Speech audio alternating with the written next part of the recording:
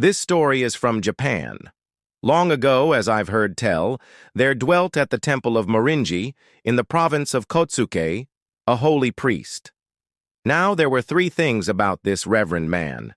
First, he was wrapped up in meditations and observances and forms and doctrines. He was a great one for the sacred sutras and knew strange and mystical things.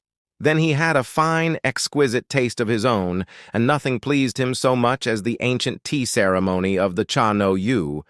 And for the third thing about him, he knew both sides of a copper coin well enough and loved a bargain.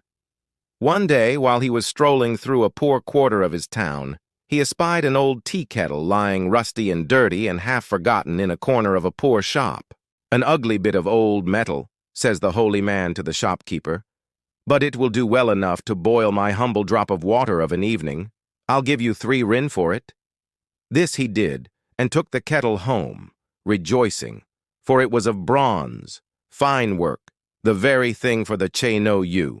A novice cleaned and scoured the tea-kettle, and it came out as pretty as you please. The priest turned it this way and that, and upside down, looked into it, tapped it with his fingernail. He smiled. "A bargain!" he cried. "A bargain!" and rubbed his hands.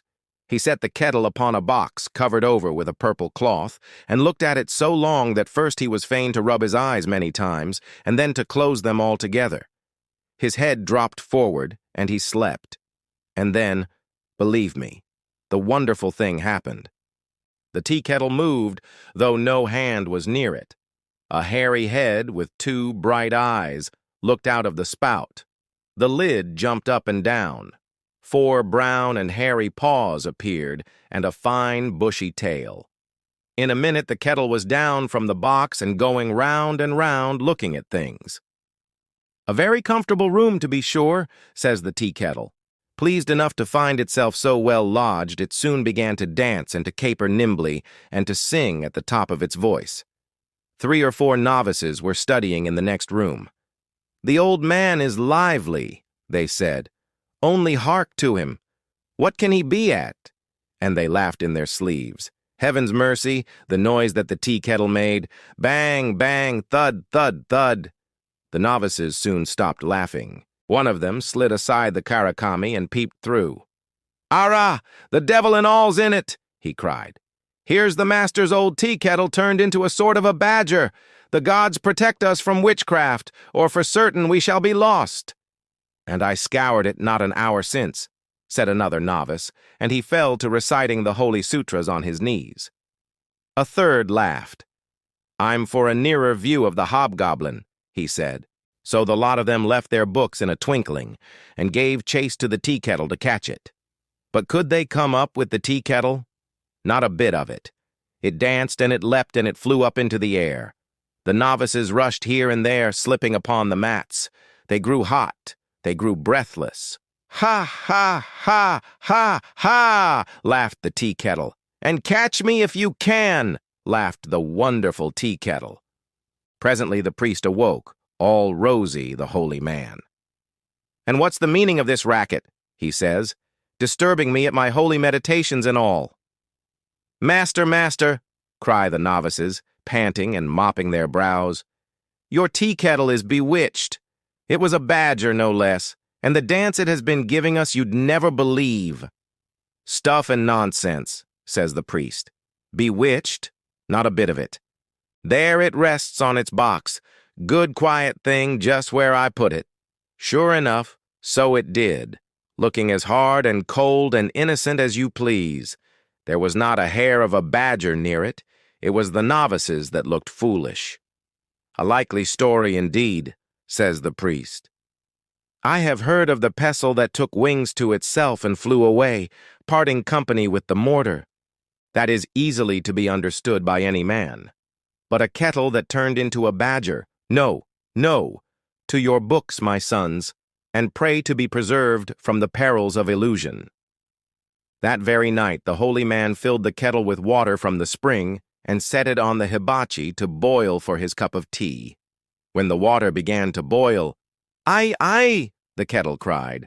"Ai, ai! The heat of the great hell!" And it lost no time at all, but hopped off the fire as quick as you please.